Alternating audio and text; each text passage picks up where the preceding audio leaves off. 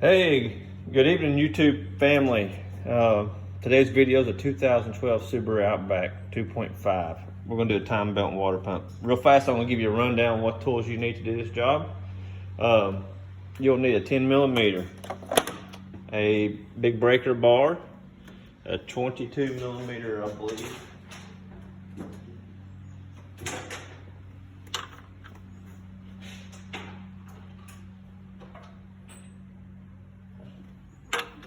Yes, a 22 millimeter for the crank bolt, a 14 millimeter, a screwdriver. Real quick, you get this when you get ready to do this job. Put it up on jack stands.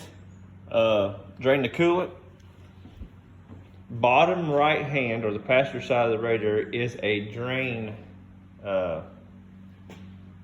drain valve. It's a Phillips screwdriver. You take it and you twist it out. Drain the coolant. You gotta take that under car engine cover out. It's 12 millimeter bolts, 2 clips on the sides, like on the outside of let me show you real quick. Right there, boom. There'll be 2 clips, one on that side, one on the passenger side. Get your coolant drained. Disconnect your coolant hoses. There's a clamp on that port. And there's a lower one on the thermostat. Remove the transmission lines. Put you some plugs over your metal lines so it don't sit there and drip the whole time.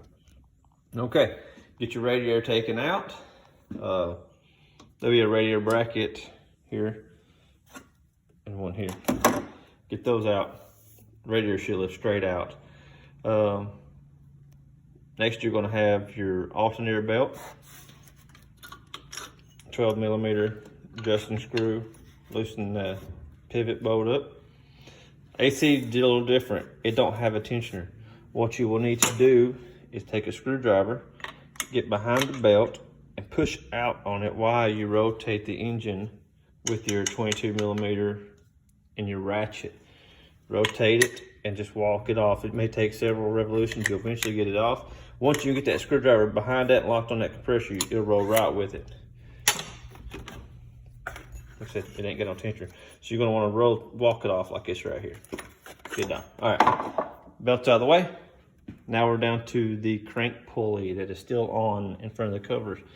I use a locking chain vice grip. I wrap it around the pulley, clamp it, hold it, take your breaker bar and break your balancer bolt loose. Spin it out, pull your pulley out, and now you got your time belt covers. Go all the way across. They are 10 millimeter bolts. 1, 2, 3, 4, 5, 6, 7 on the bottom. Then you got your side covers. Then this is what it'll look like when you get them out. Okay, let's set this engine to top dead center before we pull the belt off. On the crank pulley is a line, not the arrow. Arrow, no. Line, good.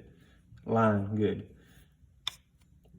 Notch, notch, notch.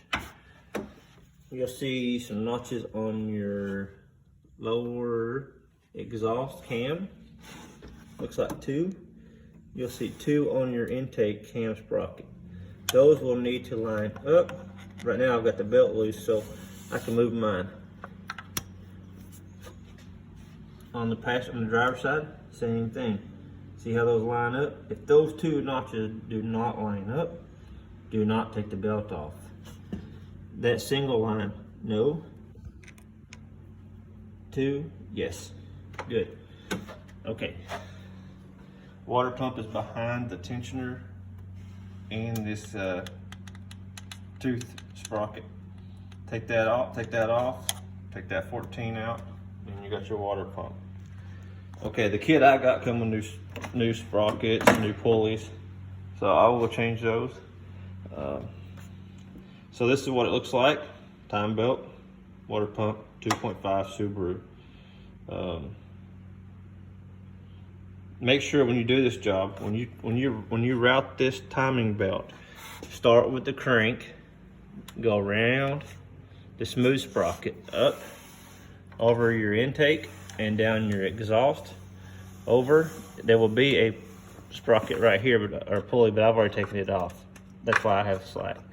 It'll sit right there. Go over it, under, over the water pump,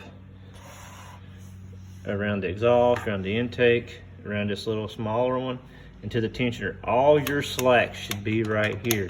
You do not want any slack right here, right here. It needs to be tight, tight as you can get it.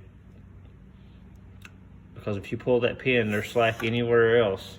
The time it pulls the slack out, it'll pull all your sprockets out of time. So, good luck. Like and subscribe to my page, and I hope this video helps somebody. Thanks.